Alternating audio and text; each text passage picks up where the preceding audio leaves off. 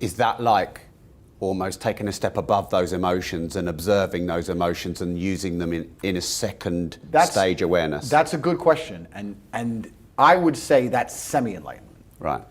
There was a point where, yes, I'd get furiously angry and I could see myself from the outside and it was conscious.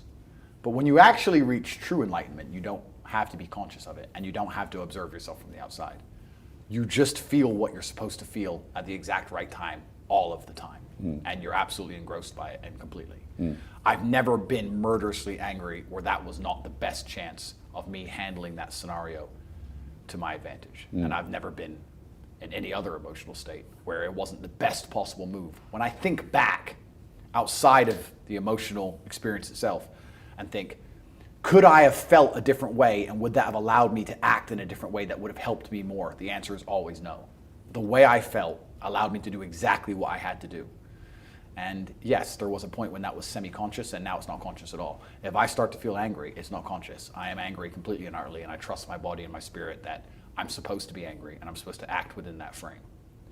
And that's what true enlightenment is, because thinking outside of it and being conscious of it is good, but it takes time. And often in the most extreme scenarios of life, the one thing you will not have is very much time. There has to be instant and complete decisions, and there has to be final scenarios, what's the word I'm looking for? Consequences. Is that something you trained yourself to do? I think that life's trained me to be that way. This is what happens when you've had a varied enough life. I talk often about the importance of trauma as a man. I think that if you were to find the most interesting or most capable men on the planet, they've had the most trauma-filled lives. I just think that trauma is what teaches you. We talked earlier about how you have to have lessons taught to you the hardest way.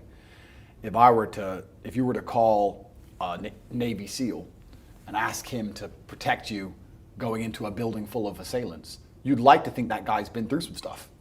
You'd like to see some scars, right? You wouldn't want Mr. Freshface to turn up. This is the reason why we instinctively don't trust youth. Because you look at a kid, if a wealth manager walks in and he's 18, you're like, oh, you don't know about life. Nothing's hurt you yet. That's why we trust age. That's why they say that wisdom you must grow into wisdom. You can't just pick it up, right? Trust your elders, listen to your elders, etc. These are age-old ways of thinking. So lessons and trauma, and the more you go through, the better of a man you are. And if you were to find the best men on the planet, I guarantee they've been through a bunch of terrible things. And if you listen to podcasts from any of the most interesting people on the planet, usually they've had hard, terrible lives.